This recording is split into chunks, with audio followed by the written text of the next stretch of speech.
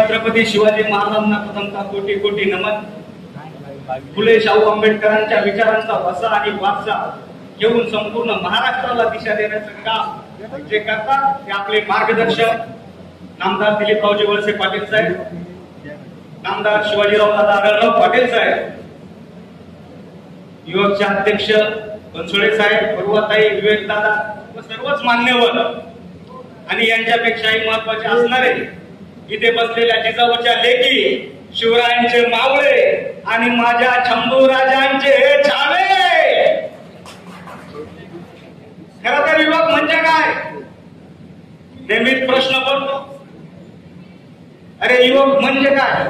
युवक म्हणजे उत्साह, युवक म्हणजे ऊर्जा, युवक म्हणजे आरेला कार्य करणारा, युवक म्हणजे जाग्यावरती जर कोणी आपल्या नेत्याच्या विरुद्ध भर काढलं तर तिथल्या तिथं त्याला उत्तर देणारा म्हणजे युवक आहे।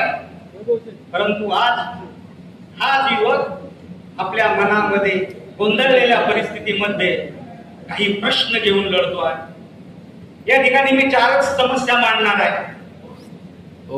पहिल्या समस्या म्हणजे रोजगार।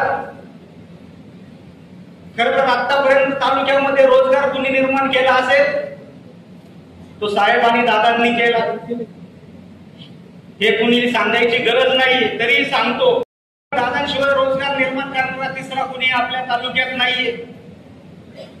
परंतु आजच्या बेरोजगार युवकांना सोबत घेऊन काही लोक ग्लोबल नीतीचा वापर करतात, त्यांना भडकवण्याचा वापर करतात।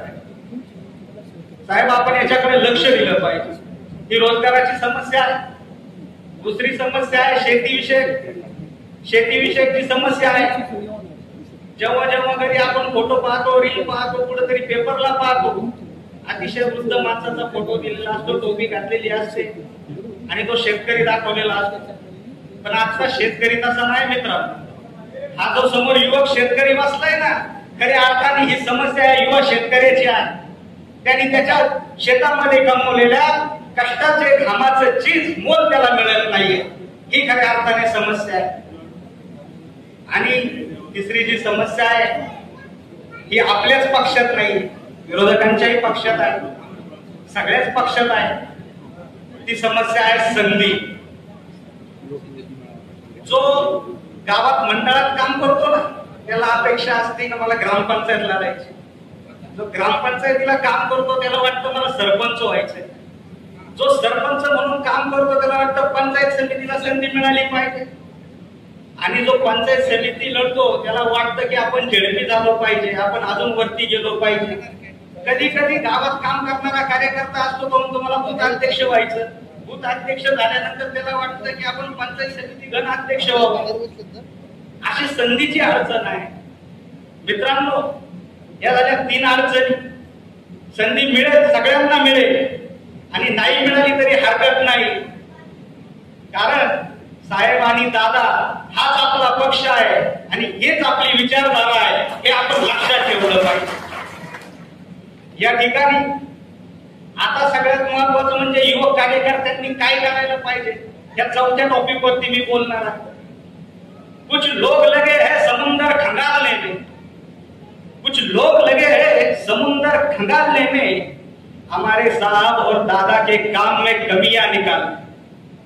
कुछ लोग निकले हैं समुंदर खंगालने में, हमारे साहब और दादा के काम में कमियां निकालने में। अरे जिनकी खुद की लंगोटी तक फटी है वो निकले हमारे नेताओं को बदनाम करने के लिए। मित्रांनो अरे आपण युवा गाव शासनाचा उत्साह आपल्यात पाहिजे। जेव्हा आपल्या नेतृत्वावर कोणी किचन उचले, कोणी वैयक्तिक हेवेदावे करून कमेंट करे, त्याला उत्तर आपण युवकांनी दिलं पाहिजे। आपल्याला कुठल्या शस्त्राची गरज लागली नाही पाहिजे, आपल्याला कुठल्या अस्त्राची गरज नाही लागली पाहिजे। आपल्या हातात हा अनुभव आहे, आपल्या हातात हा अनुभव आहे, हे लक्षात ठेवा। घर बसल्या देखील तुम्ही स्क्रोलिंग करत असताना जिथे जिथे आपल्याला विरोधात दिसेल मुद्दाम कुणीतरी आपल्या नेतृत्वाचं प्रतिभा डागळण्याचं काम करत असेल त्या ठिकाणी आपण तडफेने उत्तर दिलं पाहिजे।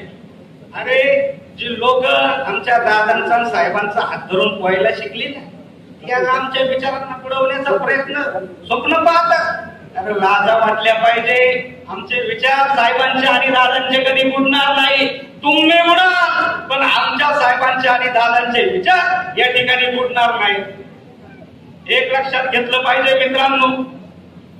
काय असतं, कधी कधी बिनकामाचे लोक असतात. आपण त्यांना कामचुकार मराठीत म्हणतो, हिंदीत निकम्मे म्हणतो. अशा निकम्म्या लोकांपासून सावध राहिलं पाहिजे. माझा मित्र प्रवीण आत्ताच बोलला, लोकसभेला फसवलं बिचाऱ्याला, वापर करून घेतला, संघटनांना पुढे गेलं आणि नाही ते बोलायला लागलं, जातीवादाचं विष पेरलं. अशा या निकम्म्या लोकांपासून सावध राहिलं पाहिजे. ते आपला फक्त कामापुरता वापर करतात आणि ऐन वेळेस संधी द्यायची वेळ आली की आपल्याला बाजूला करतात. अरे आजपर्यंत जर कोणी या तालुक्यातल्या युवकांना संधी दिली असेल ते फक्त नामदार दिलीपरावजी वळसे पाटील आणि शिवाजीराव आढळराव पाटील यांनी दिलेली आहे. मित्रांनो,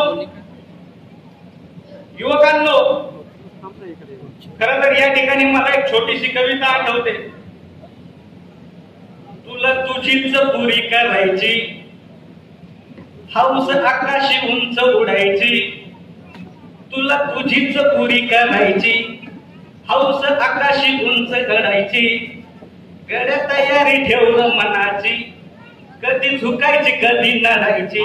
तुला डोक्यावर घेणार आहे, तुला उचलून घेणार आहे, तुला डोक्यावर घेणार आहे, तुला उचलून घेणार आहे.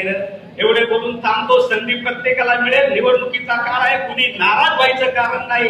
साहेब देतील तो उमेदवार, साहेबांनी दगड दिला, अरे तो आपला उमेदवार. अजिबात हे डावे